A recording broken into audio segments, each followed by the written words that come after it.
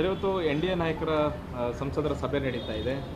ಮೂರನೇ ಬಾರಿಗೆ ಮೋದಿಯವರು ಪ್ರಧಾನಿ ಆಗಬೇಕು ಅನ್ನುವಂಥ ನಿಟ್ಟಿನಲ್ಲಿ ಬೆಂಬಲ ವ್ಯಕ್ತ ಆಗ್ತಿದೆ. ನೀವೇನು ಹೇಳ್ತೀರಿ? ಏನು ಮೋದಿಯವರು ಮೂರನೇ ಬಾರಿ ಪ್ರಧಾನಮಂತ್ರಿ ಆಗಬೇಕು ಅಂತ ನಮಗೂ ಆಸೆ ಇತ್ತು, ಅದು ಈಡೇರಿಸ್ತಾ ಇದೆ. ಅವ್ರು ಆಗ್ತಾ ಇರೋದು ಮತ್ತು ನಮ್ಮ ಪಕ್ಷದ ನಾಯಕರು ಇದರಲ್ಲಿ ಇರೋದಕ್ಕೆ, ಅಂದರೆ ಎನ್ ಡಿ ಎ ಮೈತ್ರಿ ಇರೋದಕ್ಕೆ ಭಾಳ ಖುಷಿ ಆಗ್ತದೆ.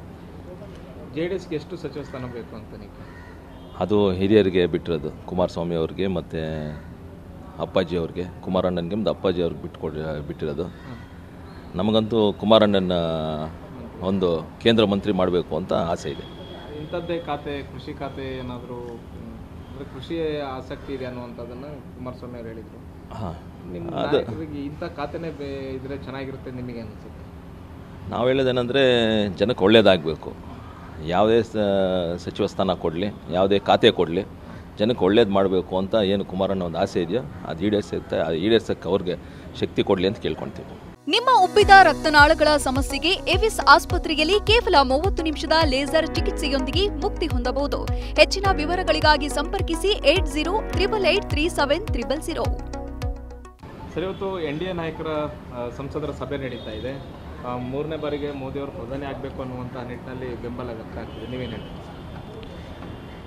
ಏನು ಮೋದಿಯವರು ಮೂರನೇ ಬಾರಿ ಪ್ರಧಾನಮಂತ್ರಿ ಆಗಬೇಕು ಅಂತ ನಮಗೂ ಆಸೆ ಇತ್ತು, ಅದು ಈಡೇರಿಸ್ತಾ ಇದೆ.